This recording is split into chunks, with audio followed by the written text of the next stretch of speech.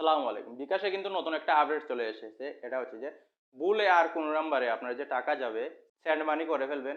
এই অপশনটা কিন্তু অনেকাংশেই বর্তমানে কমে এসেছে। এর অনিশ্চয়তাটা কিন্তু অনেকাংশেই কমে এসেছে। নতুন একটা আপডেট নিয়ে এসেছে বিকাশ। এর মাধ্যমে কিন্তু আপনার যে টাকাগুলা ভুল নাম্বারে চলে যাবে এটা অনেকাংশেই কমে এসেছে। তো এই যে প্রসেসটা আছে কিভাবে আপনি সেন্ড মানি করবেন, এটা কিভাবে ভুলে টাকা যাবে না এই জিনিসটা আপনাদের সাথে শেয়ার করে দেখিয়ে দিচ্ছি। নতুন আপডেট এইটা। তো মূল ভিডিওতে যাওয়ার আগে আপনাদের বলে নেই এরকম ইনফরমেটিভ ভিডিও কিন্তু আমার চ্যানেলে প্রতিদিন আপলোড হচ্ছে। আপনারা যদি মিস না করে যান তাহলে অবশ্যই চ্যানেলটিকে সাবস্ক্রাইব করে রেখে দিন। ফিরছি ইনটু ফর।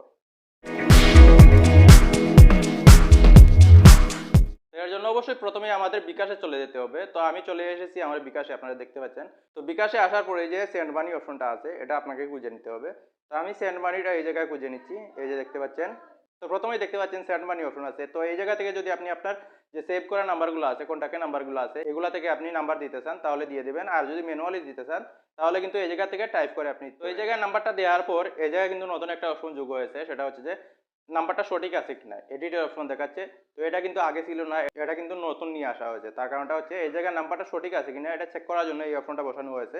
তো এই জায়গায় দেখতে পাচ্ছেন এডিট এই অপশনটা আছে। আপনার যদি নাম্বারটা সঠিক না থাকে তাহলে কিন্তু বেঁকে গিয়ে আপনি আবার এই জায়গায় নাম্বারটা সঠিক করতে পারবেন। এই অপশনটা যোগ করে দেওয়া হয়েছে। আর নাম্বারটা যদি সঠিক থাকে, হ্যাঁ নাম্বারটি সঠিক আছে, এটার মধ্যে ক্লিক করে দিলে কিন্তু পরবর্তী অপশনে আপনি যেতে পারবেন।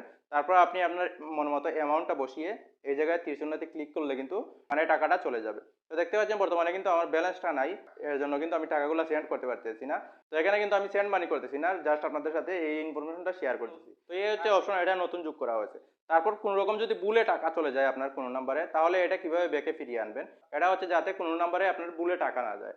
তো তারপরেও যদি ভুলে কোনো নাম্বারে টাকা চলে যায় তাহলে আপনি কি করবেন, কিভাবে ফিরিয়ে আনবেন, এই অপশনটা আপনাদের সাথে শেয়ার করতেছি। তো এই যে বিকাশের আইকন দেখতে পাচ্ছেন, এই যে পাখির আইকনটা, এটার উপর আপনি ক্লিক করবেন। এটার উপর ক্লিক করার পর একটু নিচের দিকে চলে যাবেন। তো একটু উপরের দিকে স্ক্রল করলে কিন্তু এই যে সাপোর্ট অপশনটা আছে এটা পেয়ে যাবেন। সাপোর্ট অপশনের মধ্যে ক্লিক করলে কিন্তু এই যে লাইভ চ্যাট অপশন আছে, এই অপশনের মাধ্যমে আপনি লাইভ চ্যাট করতে পারবেন। বিকাশের যে কর্তৃপক্ষ আছে কাস্টমার কেয়ারের, তাদের সাথে আপনি কন্ট্যাক্ট করতে পারবেন, ইমেইলে কিন্তু করতে পারবেন। তো আমি চ্যাট যে অপশনটা এটার মধ্যে ক্লিক করার পর যে অপশনগুলো দেখাচ্ছে কাস্টমার সার্ভিস, এই অপশনের মধ্যে আপনি ক্লিক করবেন। তারপরে এই যে হ্যাঁ বাটন আছে এটার মধ্যে ক্লিক করে এই জায়গায় আপনাকে নাম্বার দিতে হবে, আপনার যে নাম্বারে বিকাশ আছে ওইটা দিতে হবে। এটা দেওয়ার পর কিন্তু আপনার নামটাও দিতে হবে। তারপর আপনি ওদের সাথে কন্ট্যাক্ট করবেন। কন্ট্যাক্ট করে আপনি বলবেন আপনার যে নাম্বারে টাকাটা ভুলে চলে গেছে এই নাম্বারের কথা বলবেন এবং ডিটেলস যেগুলো আছে অ্যামাউন্ট এবং অন্য যে তথ্যগুলো চাইবে এগুলো আপনি দিয়ে দেবেন। তারপর কিন্তু যেই নাম্বারে আপনার টাকা ভুলে চলে গেছে ওই নাম্বারের লেনদেন সম্পূর্ণ বন্ধ করে দেওয়া হবে। আপনার যে টাকাটা গেছে ওইটা কিন্তু আপনি আবার ব্যাকে ফিরিয়ে আনতে পারবেন। এই হচ্ছে প্রসেস। এর মাধ্যমে কিন্তু আপনি টাকাগুলো ফিরিয়ে আনতে পারবেন। ইমেলে যদি করে দেন তাহলেও কিন্তু ফিরিয়ে আনতে পারবেন। তো অবশ্যই একটা জিনিস আমাদের সতর্ক করে দিই, সেটা হচ্ছে যে এই নাম্বারে টাকা ভুলে চলে গেছে এই ইনফরমেশনটা মানে এই যে কথাটা এটা কিন্তু যার নাম্বারে টাকা গেছে তাকে বলবেন না, তাহলে সে দ্রুত এই টাকাটা ক্যাশ আউট করে ফেলবে। তারপর এই টাকাগুলো আপনি আর ব্যাকে আনতে পারবেন না। তো এই হচ্ছে প্রসেস। অবশ্যই আপনি কন্ট্যাক্ট করবেন না, আপনি আগে থানায় জিডি করতে পারেন অথবা কাস্টমার কেয়ারে যোগাযোগ করে তার লেনদেনটা সম্পূর্ণরূপে বন্ধ করে দিতে পারেন।